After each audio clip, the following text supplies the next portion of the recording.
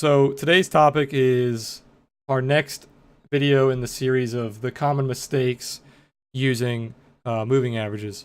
The first one that we did was common mistakes using RSI and MACD, and now we're going to be talking about the common mistakes that people make when they're using moving averages and what you can do to avoid them and how you should be properly trading moving averages.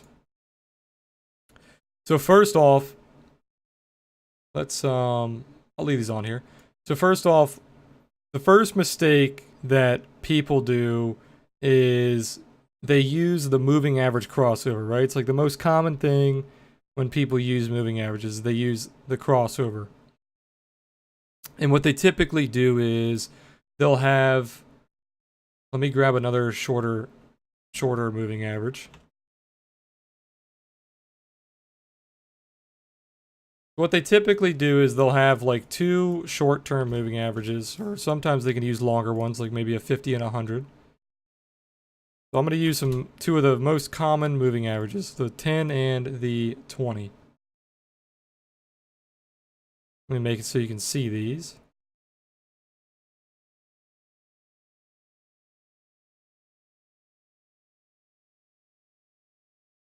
The 10 and the 20 are probably two of the most commonly used moving averages. And what people like to do is they like to look for crossovers when the short term crosses over the long term. It can either be to the upside or it can be to the downside. So like we have here, we have the 10 crossing the 20, and then we see like right here the 10 crosses the 20 downward, then it recrosses upward, and then we see a breakout. So the mistake that people make is they like to take the trade right when they see that crossover. So like right here, we see the crossover, right? So we have the moving average crossover, and it crossed over on this candle. Sorry about the fire truck. Crossed over on this candle, right? So it's a little, let me zoom in for you. It crossed over on this candle, because you can see it was calculated right here on this candle. When this candle closed, it was calculated right here. So this is the crossover when this one closes. And what a lot of people will do is, oh, the 10's crossing the 20. They're going to take their trade right here. They're going to go long. And then they just had a drawdown. They just had a 1.5% drawdown. Or I think even bigger. Let's see, about a 1.6% drawdown because they took that crossover instantly. And what people don't understand is moving averages are delayed. They're lagging. They have to wait for those candles to close, and then they show the data, depending on what the length of the moving average is, pretty slowly. If it's a short-term moving average, it lags less. If it's a longer-term moving average, like a 50 or a 100 or a 200, it's going to be a lot laggier. So when you're taking those crossovers, if you take them immediately, you're seeing the crossover delayed. You should be paying attention to price action and understanding when that crossover is going to happen, or waiting for the pullback to the moving averages to make sure that it's going to hold as support. Because what happens in a crossover is moving averages go from resistance, where we see here, we have the 10 and the 20 above price acting as resistance. And then when we have the crossover, they're now acting as support. It's basic trading. When something is above price, it's resistance. When it's below price, it's support. So what we're seeing when a crossover happens is that SR flip. And what you should be doing is you should be waiting to make sure that that support is an actual support and you're not being faked out. Like, for example, what do we see here? We see a bearish crossover. We see the 10 moving average cross downward from the 20 moving average. So this should be a bearish move, correct? But it's not. It's actually a lagging move. So if we look at this candle close here, the 10 is calculated here. And then we look at this candle close, The 10 moving average is calculated down here, kind of below the... You can see when I click on it, it's calculated right there, below the 20. So we have a bearish crossover. So if you took a short on this candle close, which wouldn't even make sense because the price action is bullish, you're taking a short into a false cross down, a false bearish move. That was not able to act as resistance. So you have, like I said earlier, when the moving averages are in a bullish pattern, they are support. They're below price, correct? Now that the moving averages are crossing downward, they should be resistance, but what's happening here is we're seeing the moving averages, they cross downward, but price is above it. So they're actually still acting as support, as we can see right here with these 3 dojis. So the moving averages cross downward, which is bearish, but they're still acting as support, which is bullish. You're getting kind of a conflicting signal, right? If you would have done what I said earlier, instead of entering on the crossover immediately, like a lot of beginner traders do, is wait for confirmation and make sure that support is now resistance. But you never see that. The support remains a support. So then what do we see? We see a bullish crossover, and then we see the price start to rise. And then we never see a bearish crossover. And we still haven't seen a bearish crossover.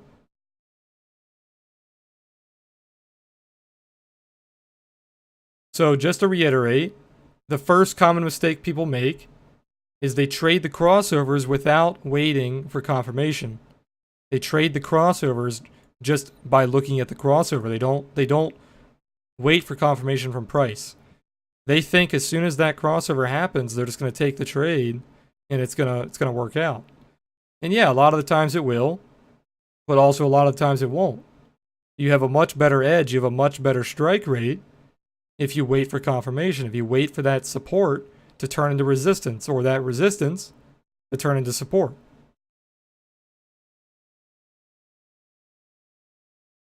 Okay, so first mistake is the crossover. The way to get around the mistake is just wait for confirmation. The second mistake people make is they use too many moving averages. They'll use like 10 different moving averages.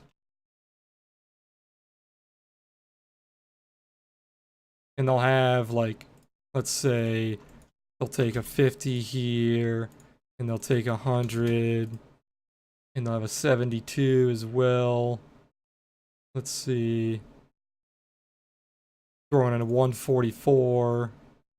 And their charts will look like this. And they'll just have all these different moving averages. And people who trade like this, I never understand how they trade like this. But people who trade like this, they say they do it because they like to see different outlooks on trend, right? They like to have their shorter term trend, their mid-term, their long-term, their really long-term, and they want these different averages for their different time periods.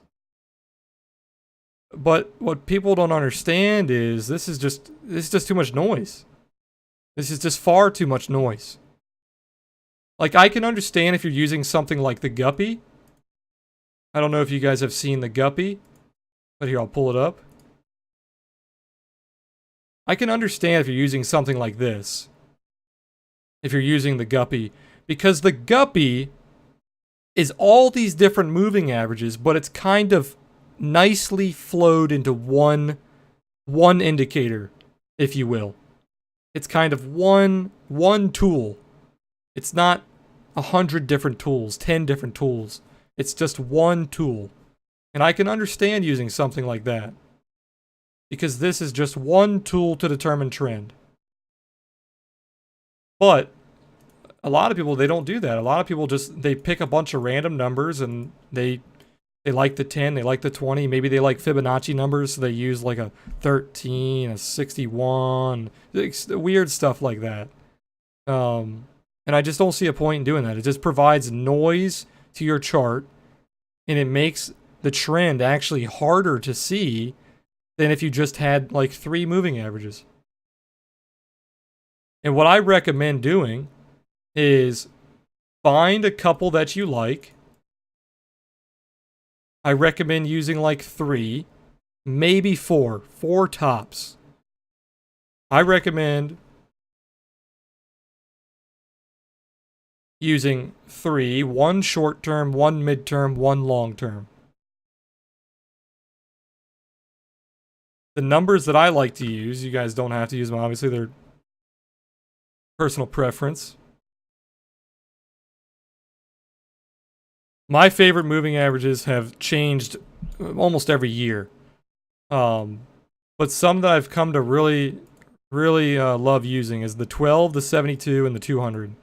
The 200 has always remained one of my favorites. It's never changed. The 200 is just a very common, probably one of the most used moving averages. But I like to use the 12 as my short term, and the 72 as my midterm, and the 200 as my long term. You see how much cleaner this is on my chart? Instead of using like 10, where you have like 3 for your short term, 3 for your midterm, 3 for your long term. You wait for all of them to cross to get your final confirmation. I just don't see the point in doing that.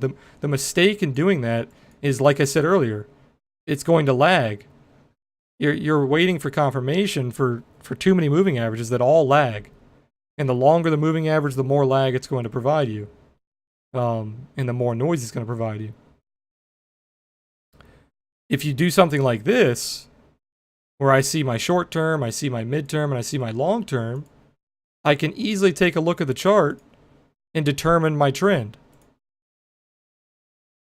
So like right here, I can see that we're in a healthy pullback. We have my short term above my midterm, but the overall market is still bearish because we're below my 200.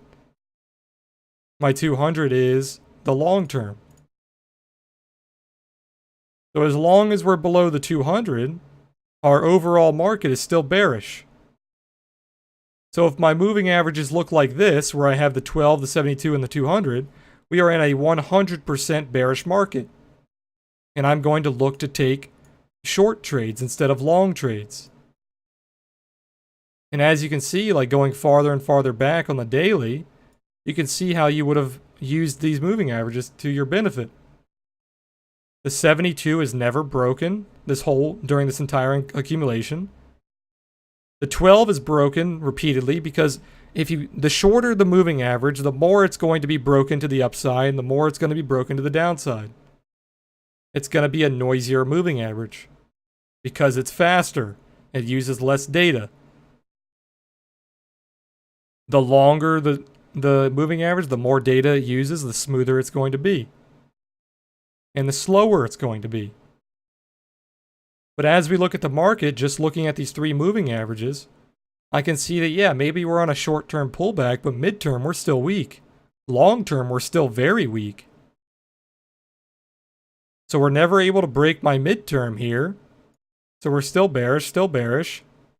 And then we finally we do one last little test. We break the short term. So now we're 100% bearish, or below the short term, the midterm, and the long term. And all of them are below each other. The price is below all 3. And then the moving averages are in 100% bearish format. What I mean by that is 100% bearish would be the shorter is at the bottom. And then as they get bigger, they're moving up. So 12 here, 72 here, and then 200 here. It would be the same for like 10, 50, 100. And then 100% bullish would be the opposite. You have the 12, the 72, and the 200. And then you want price above all 3. That would be 100% bullish trend. So that's the proper way you should use multiple moving averages. You shouldn't be throwing all these different moving averages onto your chart just because you like the number and you think it's going to be a nice, solid data point. Pick 3. Pick a short term, pick a midterm, pick a long term, and then evaluate price. Where is price according to your moving averages, and where are your moving averages according to each other? Look at how smooth this is.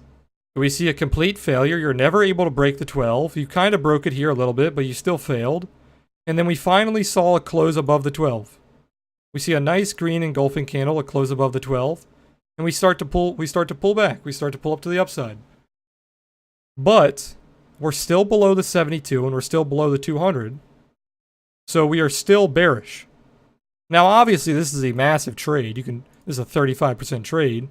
So you're not going to be looking to pull back all the way to the 72 to make that 50%.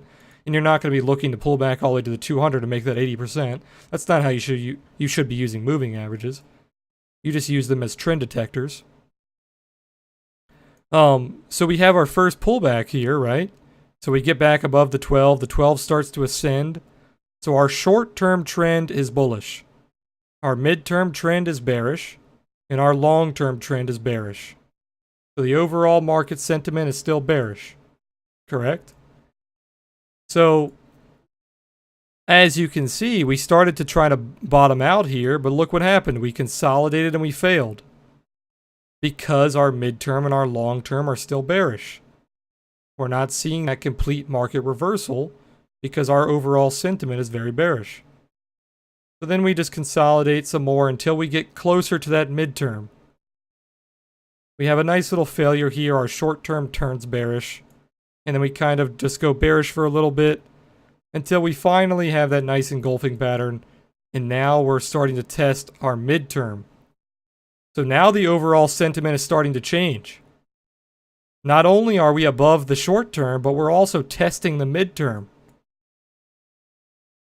So once we're able to consolidate a little bit and we have that nice little breakout here, we have a nice little bullish crossover. Our 12 is crossing our 72. And what did I tell you guys earlier? A common mistake people make is they like trading right away on the crossover. But what they don't realize is that crossover is delayed data. If we wanted to determine where this crossover actually happened, it was on this candle close. That candle was what initiated that crossover. So if we wanted to trade that crossover, we would have had to predict that we were going to have a breakout here. Because this breakout is what caused that crossover to occur. If you're waiting for the crossover, you're getting in too late. You're like, okay, we just had our crossover. I'm going to long here. We should see a nice breakout. That's not the case. Your crossover was back here. The crossover may have happened on this candle, but it was caused by the candles before it. I hope that makes sense to you guys. The crossover may be happening here, but it didn't occur to the moving averages. They didn't calculate it based on that candle. They calculated it based on the previous candles because moving averages are lagging. So what we should have done here is waited for confirmation. Okay? We haven't seen a single close above our midterm all year long. And then we finally have a break of our midterm. Okay, if we missed the break of the midterm, if we didn't get in preemptively predicting the breakout, then we would have waited for confirmation. Yeah, you would have missed out on a nice little trade. But typically moving average traders are long-term traders. They don't really care about these small moves. Moving average traders like to trade the overall trend. So what we should have done is wait for an SR flip. Wait for a retest. And that's what we saw. We had a crossover. Your initial breakout from the crossover. A failure downward. And now we have our first support and resistance flip. So this 72 moving average up until this point here was acting as resistance because it was above price. Standard market trading is stuff that is above price is resistance, stuff that is below price is support, correct? So we have our moving average here acting as resistance, and then we finally see it below price. So now it should act as report, or act as, excuse me, it should act as support. That doesn't mean it has to act as support. It should act as support. That's another common mistake people make, is they preemptively start to buy this before it actually tests as support. So it starts to approach their support, and they'll preemptively buy it, and then maybe if it's a very strong trend, you're just going to break right through it. Now this isn't one of the biggest mistakes, because preemptively buying support can actually help you very often. So it's not a very big mistake. It's actually a decent trading setup most of the time, if the support is actually a strong support. But you can see it play out to the downside as well. So you want to be careful. But yeah, so you see it acting as support here. You've tested it there, you tested it there. Okay, now that it's tested it as support, you can wait for some buyers to start to come in. Then it's 100% confirmed as a support. So you start to see some buyers come in here. You could have longed that candle preemptively. Yeah, you would have had a little bit of a drawdown, but you never really closed below your entry. So you were safe to buy that. And I'll zoom in. It's probably a little too far for you guys. You were probably safe to buy this doji here, because you tested it as support, and then you found some buyers. You are still below the short term though, so if you would have waited until you closed above the short term like we saw in this candle is much stronger than this candle. You see a test of support, a very strong bullish candle, and then we see a close above the short term.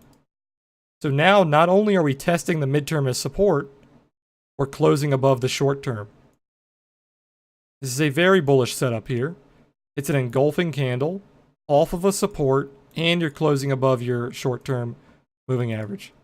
Very bullish. So then what do we see? This crossover was actually the bottom in moving average sense. This crossover here did predict the trend shift. We turned from a downtrend into an uptrend. So you saw your midterm, or your short term cross your midterm, tested it as support, which is your SR flip. You can see even if you weren't a moving average trader, you can see a clear SR flip here. Resistance turned support. And then you see the trend start to move higher. So as you can see, we're being very healthy. We're closing above the short term. We had a few little dips here and there, but you never were able to get back down to your midterm. So your midterm was still very strong. And then we saw that very big breakout. And then we closed above our long term. So now that we closed above our long term, the overall market sentiment is nearly 100% bullish.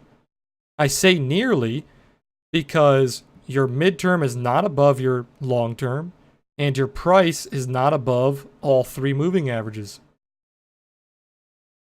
So you're not 100% bullish yet. You're close, but we're not there quite yet. And we also have not seen an SR flip.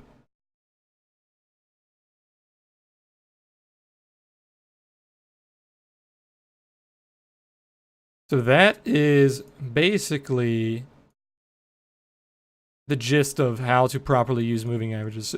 You want to be using them more of a trend detector, not so much of a price action detector. You want to be using them more as your overall trend. You can have your overall trend of your short term, your overall trend of your midterm, your overall trend of your long term. Don't use them so much as a price action signal, because they're too laggy for that. That's why, just as I said in the MACD video, the MACD is based on moving averages, so it lags. They are derivatives of price. Price will always be the leading indicator. the moving averages will always be delayed from price. So if you understand that moving averages are delayed, and they should be used as more of a trend detecting system, and they should be used more of a support and resistance of the trend, you will do much better than if you're using them for pure signals. If you're using the crossovers for pure bullish signals, or the cross downs for pure bullish signals, or sorry, pure bearish signals, you're going to get chopped out very often. But if you use them to detect overall trend shifts like we see here, and like we see here, then you're going to be much better off. Another thing I wanted to go over that's very popular in crypto is the golden cross. You guys probably know exactly what I'm talking about. We see it being mentioned all the time.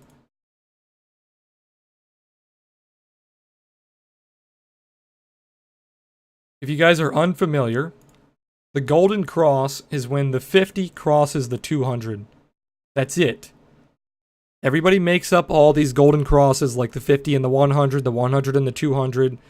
All that's incorrect. The proper golden cross is the 50 and the 200. Now you can use moving averages, you can use EMAs, that doesn't really matter. I think the most common option is EMAs, exponential moving averages, but I could be mistaken on that. But using an MA or an EMA, that doesn't really matter. As long as it's a 50 and a 200, that is a proper golden cross. Now, people like to use the golden cross as the main definition of what kind of trend we're in. Are we in an uptrend or are we in a downtrend? And let me go to Bitfinex for this because they have more data.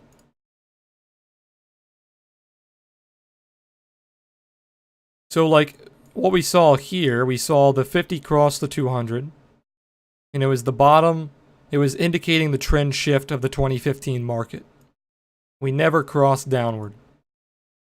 That initiated the massive parabolic move that we saw in the next 3 years. And then we finally saw the golden, or the death cross. The death cross is when the 50 crosses downward from the 200, indicating a bear market is here. A bear market is incoming, basically. But as you can see, these are very laggy signals. The death cross didn't happen until here. If you would have shorted the death cross, you would have got killed. Not once, but multiple times. But as I said earlier, if you understand where that data is coming from, you can predict the crosses, which is another mistake people make. They try to predict crosses too early or based on false data. But yeah, so you can see that we were topping out. So you can see that it began to lose momentum here. We SR flipped the 50. And then we began to use it as resistance again. And we were unable to use the 200 as support. We SR flipped the 200. All of this price action is bearish. If you were waiting for that one holy grail of a death cross, and you didn't really care to see all this bearish price action, then you were far behind the market. The market knew it was entering a bear market long before the death cross was initiated. This is proof that these moving averages are very laggy. And these are very long moving averages, that's why they lag so much. Another common mistake, like I talked about earlier, you have a golden cross here. The 50 crosses the 200. But what about this is bullish? There's nothing about this price action that is bullish. So if you would have taken this golden cross as an indicator that this market was going to retest the highs and we were going to enter a new golden market, a new golden age, it wasn't going to happen. It was a very laggy signal that was never confirmed. We saw a golden cross when price was up here and then we broke right through it. We were never able to use it as support. So we were able to use it as resistance, but we were never able to use it as support once it formed that golden cross. But then we see a death cross. We see a death cross here, 50 downward of the 200, and we use it as resistance not once but twice. Then you saw a nice little shift in the market. And then we tried to move up and retest the 200 and turn into a bull market again, but it never happened. That was the actual death cross of the bear market.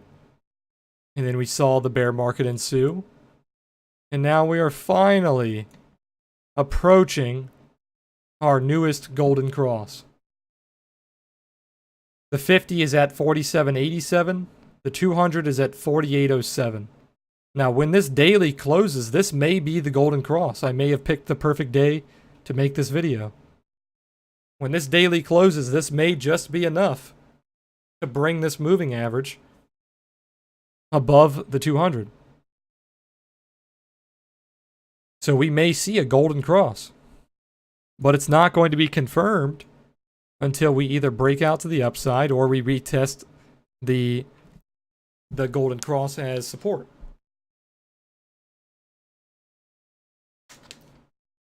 So don't just predict this golden cross and long your entire life savings here. Because we could see exactly what we saw before. Well, I mean, obviously not exactly, because it's a different market structure. We're coming from a massive sell-off and then to a bottom. And this is clearly not making new highs, so this is not going to be the same scenario as what we see currently. But the golden cross scenario that we saw, we could see that happen. Where we broke out upward, we had the golden cross, but we were unable to use it as support and we fell downward. We could easily see that happen. So that would be a common mistake that people make. They would predict this golden cross, they would long very heavily here, and then maybe this top holds. Maybe we even come in for a retest. And now you longed here, and you're taking a pretty hefty loss. You're going to be taking almost a 10% loss.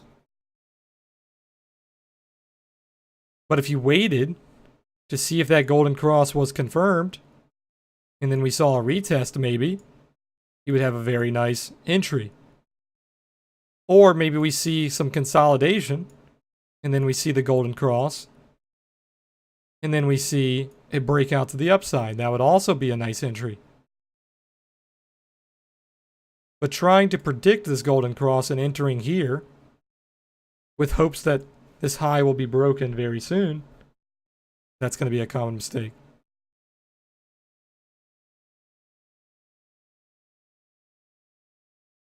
Hopefully that makes sense to you guys.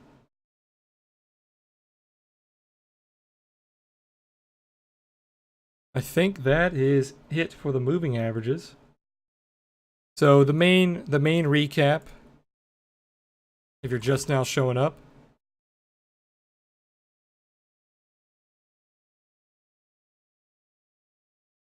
I'll give you a nice little rundown.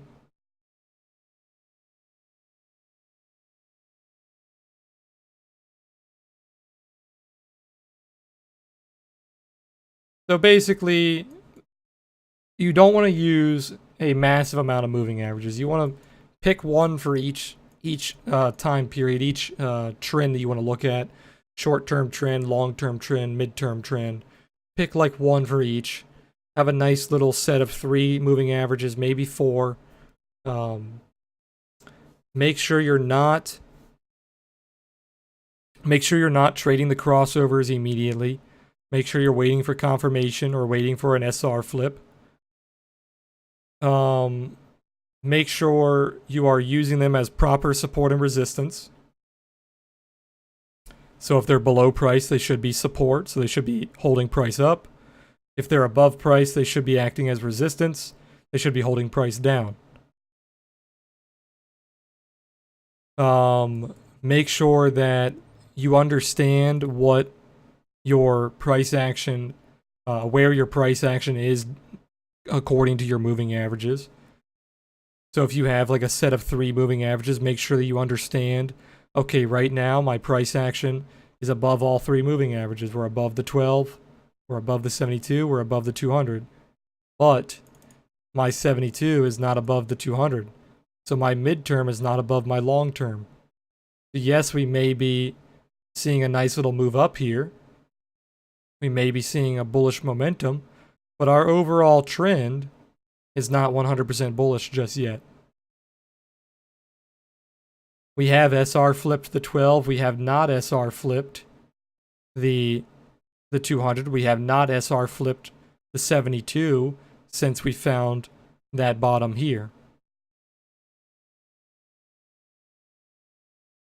Oh, Ketoy, that's a very good point. I'll bring that up as well. So one thing that I used to do on my stream,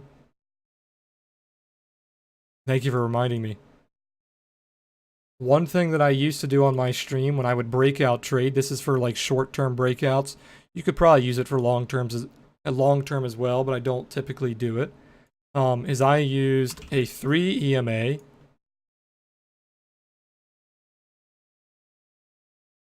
A 3 EMA with a 2 candle offset.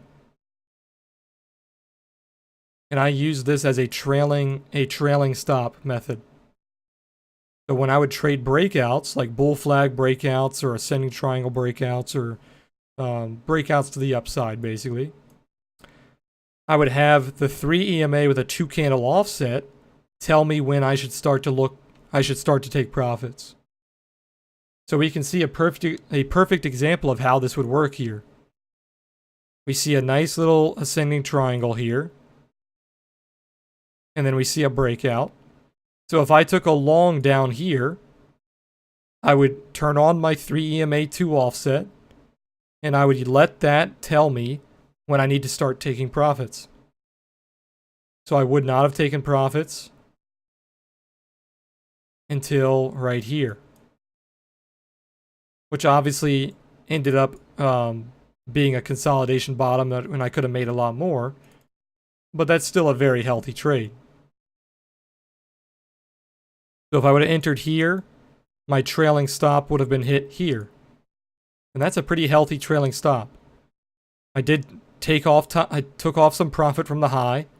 I lost a little bit of profit from the high, but I protected all of these profits. Now what you can do, which I didn't typically do, is once that 3 EMA 2 offset is broken again to the upside, you can do the same thing. But as you can see, it's not going to play out to your benefit more often than not. So that's ill-advised. But you can see how it works. You can do it for the downside as well. So if you see a breakout to the downside, a clear breakout, you want to use strong breakout patterns, strong momentum patterns, because any kind of consolidation will stop you out, will hit your trail.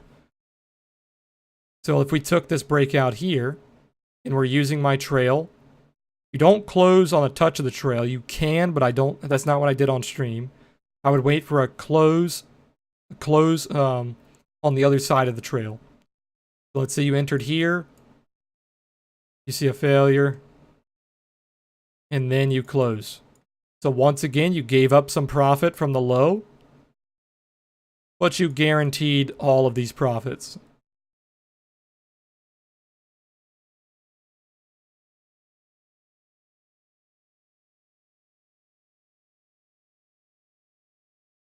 Same thing we saw here. You have a breakout to the upside. If you could have longed here, and you would have closed here. You would have gave up some profit from the high, but you would have guaranteed all of these profits. So it's just a little moving average technique. Appreciate you for reminding me.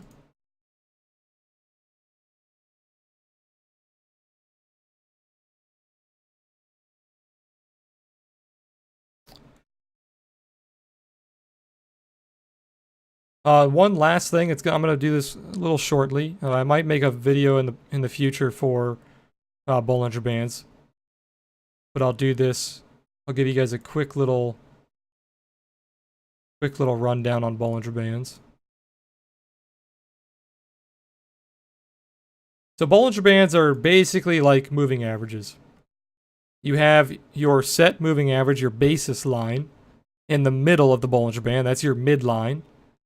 And then you have standard deviations to the upside and standard deviations to the downside. Now, this is all to your personal preference. The default Bollinger Band is a 20. I like to use a 12. I like to use a much faster Bollinger Band. But I'll talk about the default one here because that's probably the most used. So, as I said, the midline is just nothing but a standard moving average. Most Bollinger Bands use a regular moving average, not an exponential. And then, based on your settings, the default is 2 standard deviations. The upper line and the lower line are standard deviations of that middle line. So we have our moving average in the middle, standard deviations on our upper line, and standard deviations on our lower line. So common mistakes that people make is they start to see breakouts of the bottom line and the upper line, and they think of this as very strong momentum.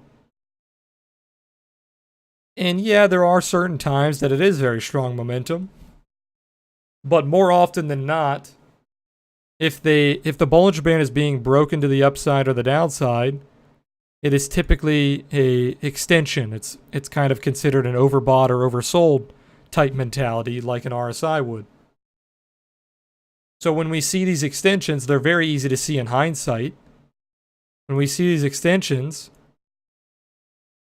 these are areas of overbought and oversold price action. Another, what I just mentioned is a very common mistake with Bollinger Bands, is people think that you can just easily catch these live, because looking back in hindsight, you can see how easily they leave the band. But this is how a Bollinger Band looks in hindsight.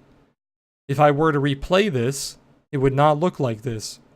And I could probably test it out here. I don't know how it's going to work on a daily.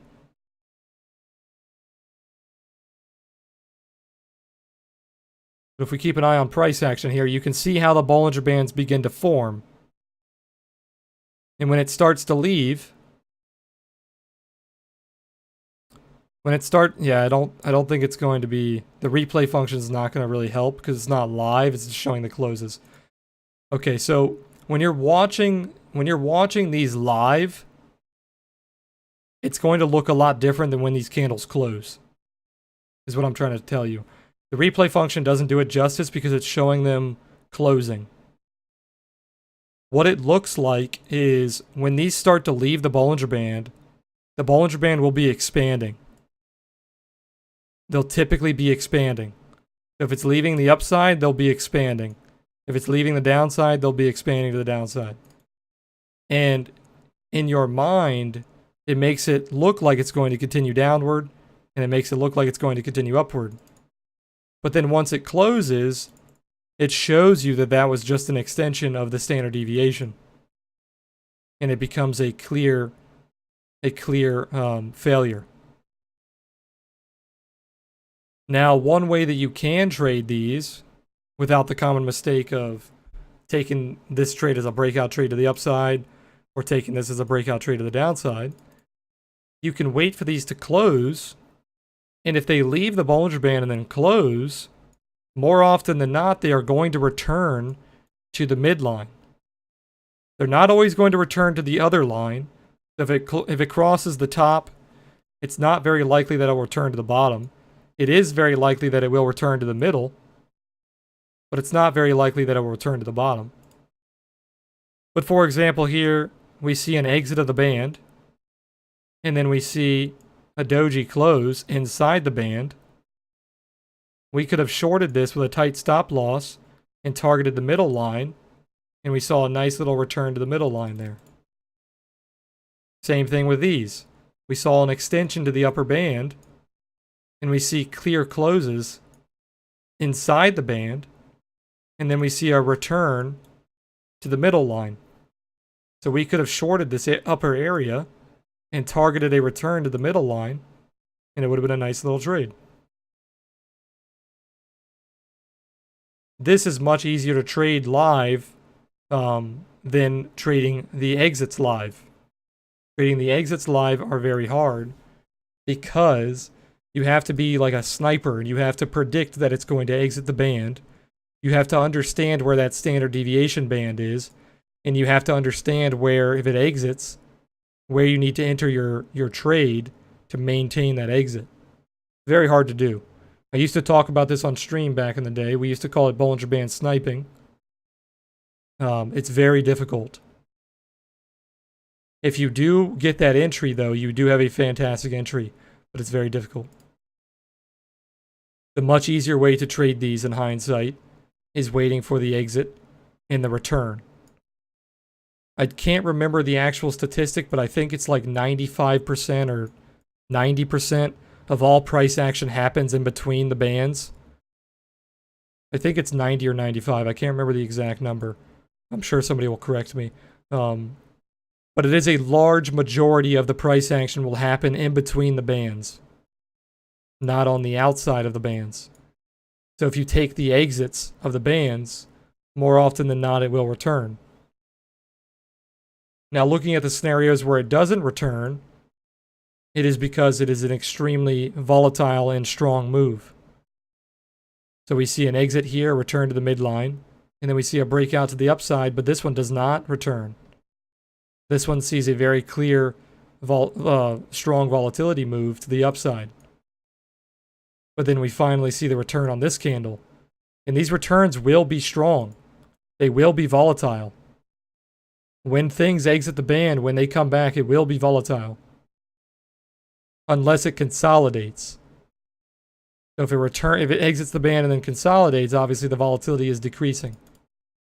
But if it exits the band very heavily, you're very likely to see some volatility on the way down.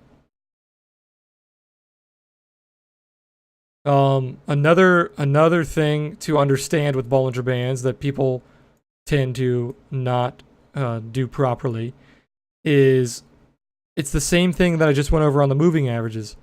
Your midline is your trend detector. If your price is above the midline, your price is bullish.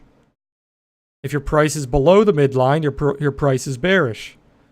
Now, obviously, you want to take into account if the midline is increasing or decreasing to give you a better edge.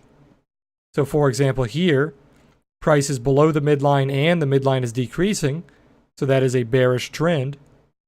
And as we see here, price is above the midline, but it's not really increasing, it's consolidating. You're still bullish, which we see a nice little bull flag, but you're not very bullish because your midline is not increasing with price. And then as we move up here, we see the price is above the midline and the midline is increasing. So your trend is bullish. And then we see the breakout. And then what do we see? We see the exit of the Bollinger Band. But as I just told you earlier, like 90 to 95% of the price action is going to occur inside the Bollinger Band. So we're most likely to return. And we're most likely to return to the midline. It doesn't always mean we're going to fail to the midline. It just means that we're most likely to return to the midline. So as we can see here, we saw a very volatile move to the upside, started to consolidate, and then we returned to the midline. We tried to break out to the upside, but what did we see? We saw a failure to close above the upper line because most price action occurs inside the bands. Then we see that failure downward. When you exit the bands, what did I tell you earlier? You're most likely to return to the midline.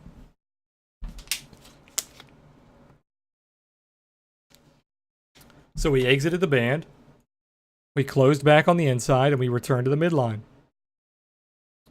Now, like I said earlier, you can return to the opposite line. So if you close on the upper side, you can return to the lower basis line. Not very common though. But not likely. You're typically going to return to the midline. The final thing I'm going to go over is the Bollinger Band squeeze. A Bollinger Band squeeze is a detector of low volatility. When a Bollinger Band is squeezing and the standard deviations are getting closer to the basis, meaning the outer lines are getting closer to the midline, and it's squeezing price in, price is getting closer and closer to each other, this is a detector of low volatility. And what do we know about volatility? Periods of long, low volatility tend to create impulse moves of high volatility. If we have a long period of low volatility, it likes to create an impulse move of high volatility. So what did we see here? We saw a wide Bollinger Band start to squeeze into a tighter Bollinger Band, creating a period of low volatility for a long time. And then what do we see after a period of long, low volatility? We see a period of impulse. Low volatility breaking into high volatility. Now, I've actually created an indicator that detects this. It does other things, but I'm just going to show you the squeeze for now. So these are periods of low volatility. As you can see, the periods of low volatility lead to massive impulse moves. Not always, but it is likely. So we had a squeeze here. We had some impulse moves to the upside and the downside. We had a squeeze here, impulse move to the upside. This squeeze was one long squeeze cut into two sections. And then we saw a massive breakout to the upside.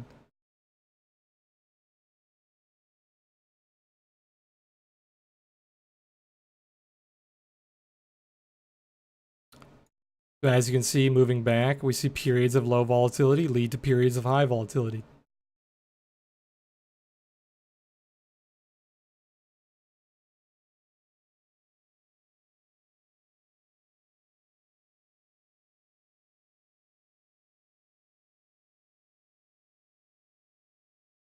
But that's all I'm going to go over for today. Our video is getting a little long here. We got about an hour.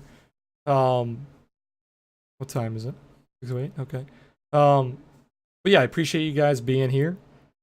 I will continue the stream a little bit after this, but let me end this video for YouTube real fast, and then I'll continue a little bit after. But I appreciate you guys being here. If you liked the video, please subscribe. If you're on Twitch, hit that follow button. Any support is appreciated, as always.